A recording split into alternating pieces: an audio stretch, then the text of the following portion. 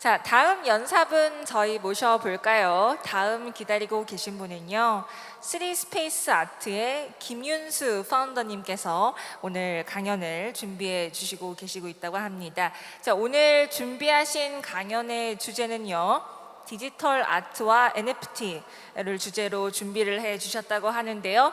자, 여러분, 김윤수 파운더님을 큰 박수로 환영해 주십시오.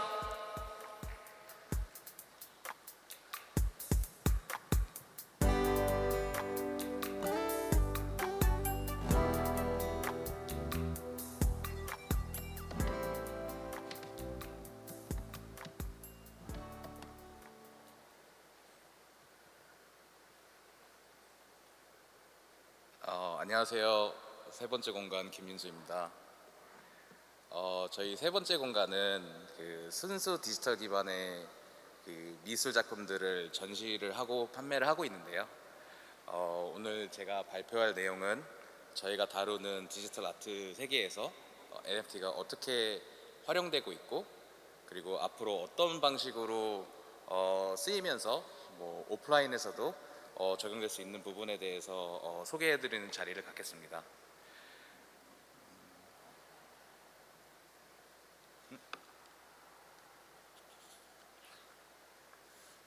네, 우선 미술 시장에 대해서 간단하게 소개를 시켜드리고요. 그 다음에 이제 NFT가 디지털 아트 시장에서 준 변화에 대해서 설명드리고, 그리고 나아가 NFT가 오프라인에서도 활용될 수 있는 방법에 대해서 설명드리면서 세 번째 공간까지 간략하게 소개를 하겠습니다. 2020년, 22년 미술 시장 트렌드. 사실 지난 3년간 미술 시장은 엄청난 성장세를 보였습니다. 그 중에서 가장 눈에 띄는 부분은 이제 온라인 미술 시장의 성장인데요. 최근 작년까지 통계를 보면 온라인 시장의 매출 비중이 전체 시장의 3분의 1 이상을 차지할 정도로 최근에 가장 급격한 성장을 하고 있습니다. 미술 시장이 갑자기 이렇게 큰 이유는 여러 가지가 있겠지만, 저희 생각에는 미술이 보편화되면서 저희 일상에서도 더 자주 보이는 모습을 때문이라고도 생각을 해요. 특히 사람들이 모이는 공간에서 디지털 아트를 흔히 볼 수 있고, 여기에 디지털 아트 기반 작품들 들어가기 때문에 전시회도 굉장히 크게 증가한 모습을 볼 수 있고요.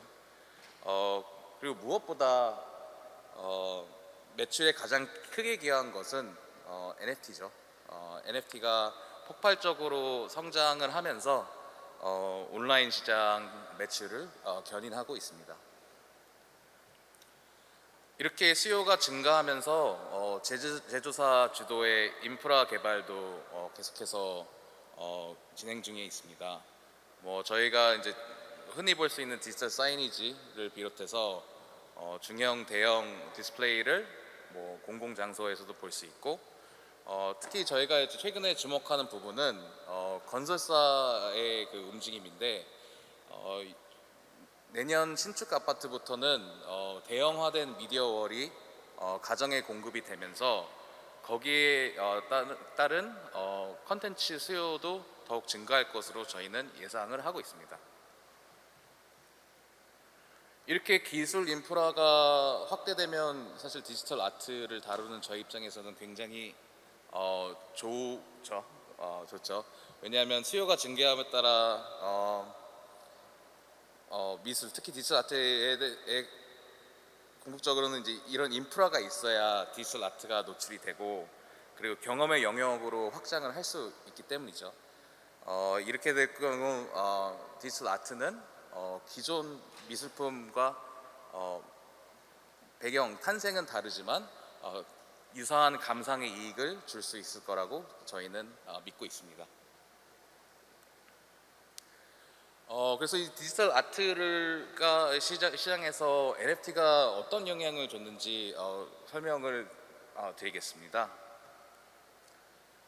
사실 디지털 아트 시장에서 NFT가 주목을 받은 이유는 기존의 복제가 가능하고 그리고 동시에 송출이 가능한 디지털 아트가 디지털 아트에 대한 저작권, 소유권 주장을 가능하게 만들어지는 부분에서 NFT가 이제 크리에이터들한테 굉장히 많이 주목을 받게 된 거고요.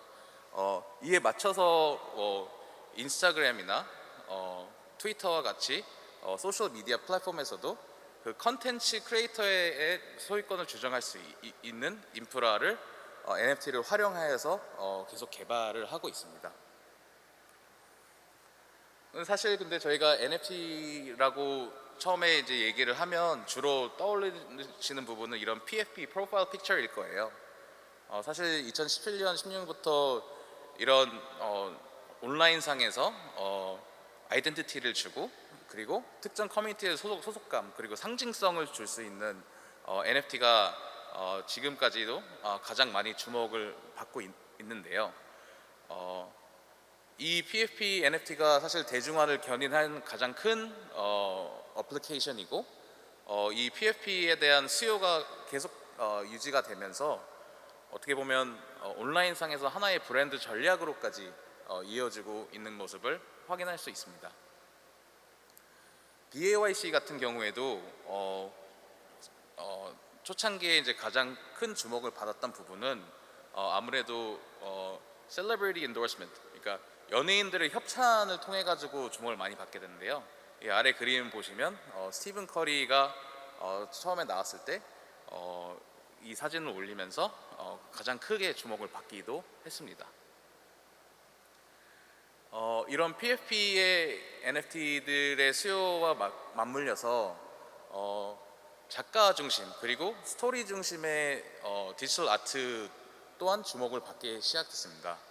그래서 기존 우리가 미술 시장에서 봤던 하나의 완성된 작품 그리고 유니크한 작품들을 디지털화한 또는 아니면 디지털에서 시작한 작품들을 말씀드리는 건데요. 이와 관련해서 유명한 작가들도 생겼고 그 유명한 작가들 같은 경우에는 굉장히 고가에 팔리기도 했어요. 저희 세 번째 공간에서는 이런 작품들을 주로 다루고 있고요.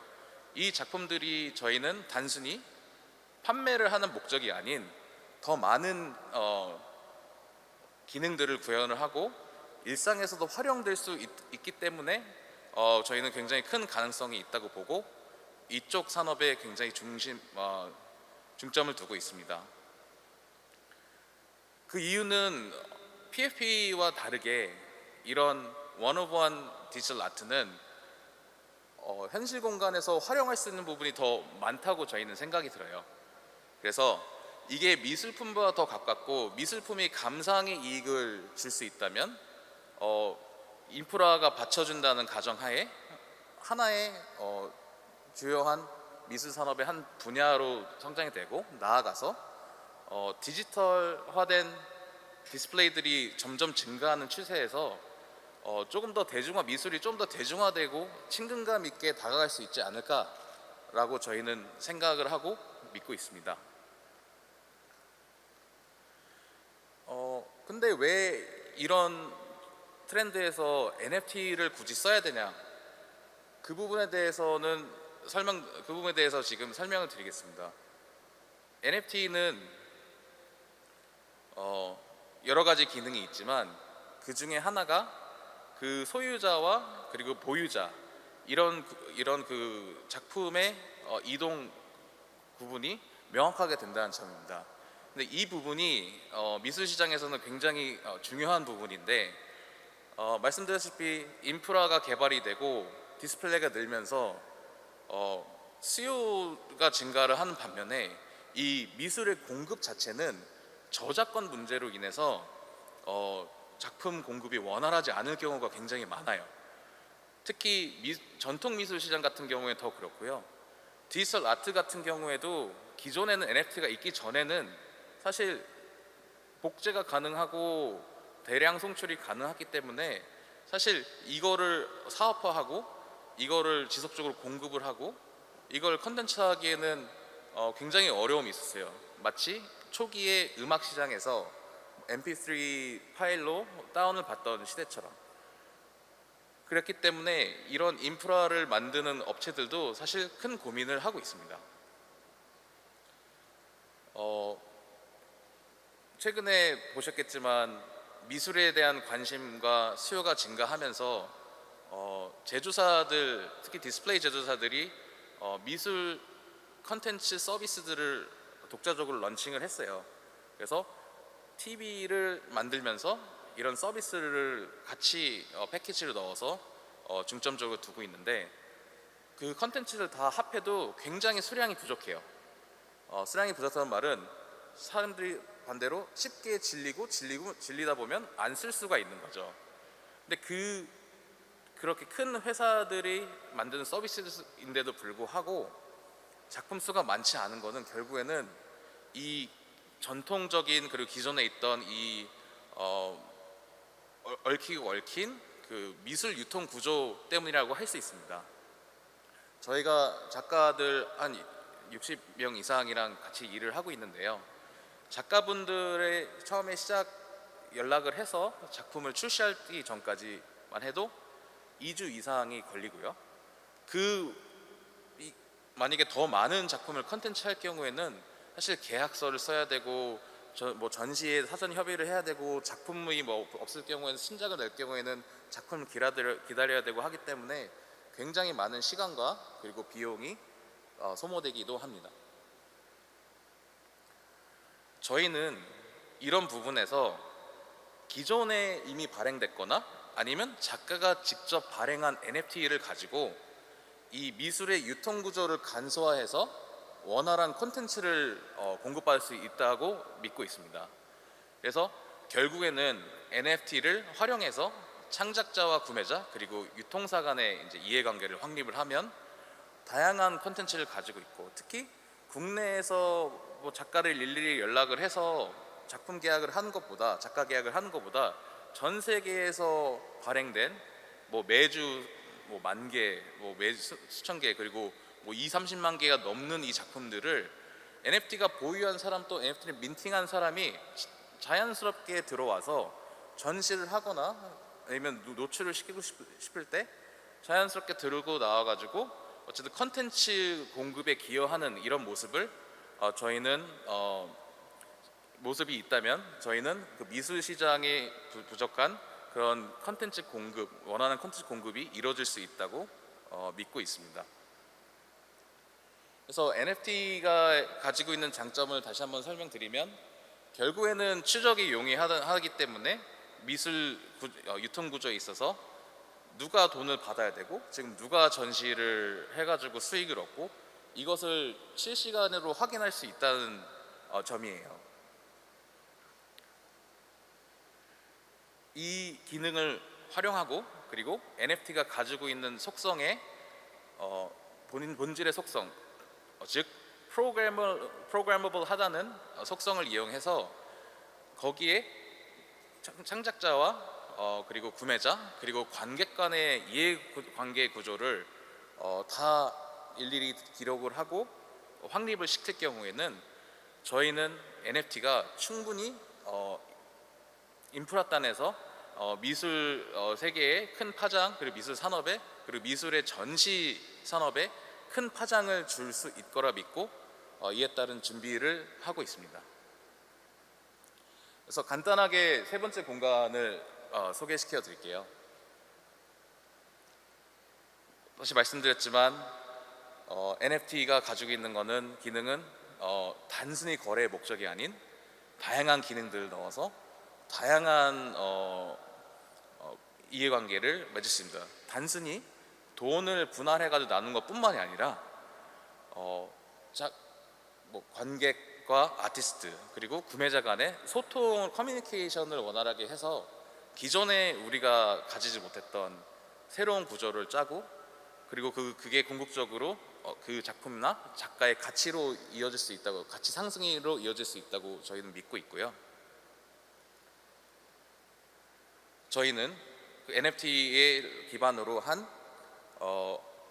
별도의 어플리케이션을 개발을 해서 다양한 작품들 3만 점, 4만 점 이상의 작품들을 공부를 받고, 그 작품들을 바탕으로 공공장소, 문화공간, 그리고 궁극적으로 말씀드렸던 가정용 미디어월 등의 다양한 작품들을 공급을 해서 미술이 음악처럼 좀 대중화되고 특히 시각적 효과가 지배하는 오늘날의 사회에서 사람들이 더 많은 창작품을 보면서 더 많은 감상을 하고 더 많은 영감을 받을 수 있도록 많은 노력을 하고 있습니다. 그래서 사실 저희는 이미 시작을 했어요. 그래서 작년에 시작을 해서 저희는 NFT를 판매를 하고 있고, 그리고 지갑을 연결할 경우에 그 NFT를 가지고 있는 분이 전시를 할 수 있는 기회를 제공해 드리고 있어요. 그래서 아트풀이라는 컨트랙트를 저희가 개발을 했는데 저희 같은 경우에는 어떻게 진행이 되냐면, 예를 들어서 뭐 부산에서 전시회가 있다 이럴 경우에 NFT를 보유한 사람이 저희 사이트에 오셔서 지갑을 연결을 하고 NFT를 저희 아트풀이라는 컨트랙트 프로에다가 예치를 하면 그곳에서 그 작품을 전시 위임권을 저희한테 배정을 하고, 이 전시를 했을 때 수익이 발생할 경우에 저희가 수익을 분배해주는 구조로 설계가 되어서 지금 5번째 전시를 진행을 하고 있습니다. 그래서 현재 지금도 전시를 하고 있는데, 지금 현재 저희는 서울에 있는 용산 아이파크몰이랑 파크로시 호텔 그리고 오크밸리에서 전시를 진행하고 있고요. 그 전시 기간 동안 작품의 선정이나 선별이나 전시는 이 컨택트 아트풀이라는 컨택트를 통해서 모두 다 이루어졌습니다. 저희가 이렇게 아트풀을 개발한 이유는 결국엔 NFT를 활용을 할 거면 제대로 활용을 해야 된다는 생각이 들어서예요. NFT는 웹 3.0의 전유물이고, NFT가 가지고 있는 그 본질적인 철학에서 이제 확장성과, 그리고 두 번째로는 자기 주권, 이 중요한 핵심 가치를 저희는 포기할 수가 없었어요. 그렇기 때문에 이거를 현업 그리고 이제 현실 산업에서 적용을 하려면 당연히 이제 격차가 이루어지긴 하지만, 저희는 그 격차를 최소화하면서 결국에는 NFT를 보유한 사람, 컨텐츠를 개발한 사람, 창작을 한 사람, 그 사람들한테 최고적의 가치를 제공하고 최적의 보수를 받을 수 있는 구조로 저희는 설계를 해서 지금 운영을 하고 있습니다. 그래서 아까 전에 설명드렸지만 저희가 NFT로 작품을 공급을 받으면 저희 앱 뷰어를 통해서 중형, 소형 그리고 대형 디스플레이에 자동으로 공급이 돼서 돌아갈 수 있게 저희가 지금 개발을 하고 있어요. 그래서 어떻게 보면 미래에 이제 미술의 스포티파이처럼 되는 게 저희 목표인 거고요. 그래서 양질의 컨텐츠, 많은 다양한 컨텐츠를 여러 가지 디스플레이 공급을 하면서 사람들이 같은 공간에서 다양한 연출을 할 수 있고 또 다양한 느낌을 받을 수 있도록 지금 개발을 열심히 하고 있습니다. 저희가 지금까지 한 거를 뭐 간단하게 소개하고 보여드리면, 사실 작년 여기 부산에서 처음 시작을 했어요. 그래서 여기서 이제 작품들을 보여주면서 그 가능성을 한번 시험을 했고요. 그리고 저희도 자체적으로 갤러리도 한번 오픈을 해서 이 디지털 아트가 사실 익숙하다면 익숙하고, 사실 전통 미술의 시각에서 봤을 때는 다르다는 편견을 최소화하기 위해서 이렇게 전시를 진행을 하기도 했습니다. 그래서 메타버스 전용관도 한번 만들어 본 적도 있고요. 그 이후로는 저희가 이제 이 컨텐츠 공급에 주력을 많이 했어요. 그래서 저희가 가지고 있는 작품들을 기반으로 이제 기업들을 대상으로 이제 구독하는 서비스를 개발을 해서 공급을 하게 됐고요. 그래서 여기 같은 경우에는 이제 올해 초에 그 LG 광화문 본사에서 이제 점심 시간 동안, 휴게 시간 동안 저희가 이제 NFT를 보여주면서 뭐 직원분들한테 이제 선보이는 서비스를 운영하기도 했습니다.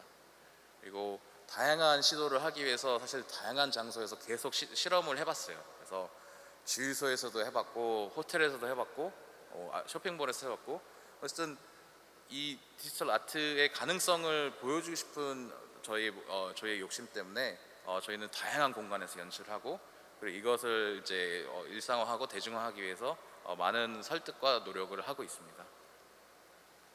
그래서 지금 현재 하고 있는 거는 지금 아이포크몰에 있는 저 7층에 있는 미디어월 활용이고요.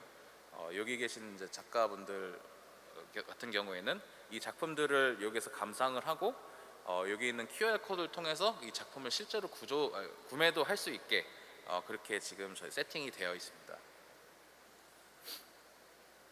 네, 그래서 저희는 사실 이제 대부분 블록체인 IT 개발자 출신이고요. 해외 그리고 이제 저희 자체적으로 이제 큐레이터 분들도 있어서 전시도 이제 같이 준비를 하고 있습니다.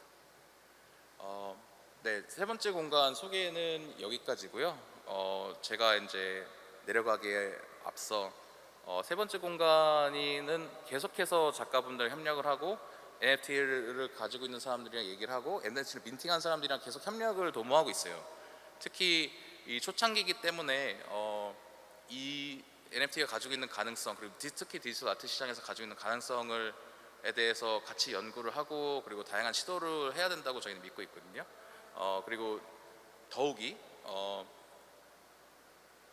비즈니스적인 측면이 아니라 컨텐츠를 개발하시고 아니면 창작을 하시고 이런 분들이랑 계속 얘기를 하면서 이게 이제 결국에는 어떤 좋은 방향으로 가고 단순히 NFT가 핫한 마케팅 키워드가 아닌 미래에서 충분히 쓰이고 그리고 충분히 가치를 환원할 수 있는 기술이고 기능이라는 것을 알려주기 위해서 알리고 같이 이제 공부하기 위해서 많은 작가분들을 모집을 하고 얘기를 하고 있습니다. 그래서 만약에 여기에 디지털 아트 작품을 만드시거나 작품에 관심 있으신 분이 있으시면 언제든지 저희한테 연락을 주셔서 저희가 같이 하고 있는 일을 소개시켜드리고 그리고 같이 할 수 있는 방법에 대해서 같이 고민했으면 좋겠습니다.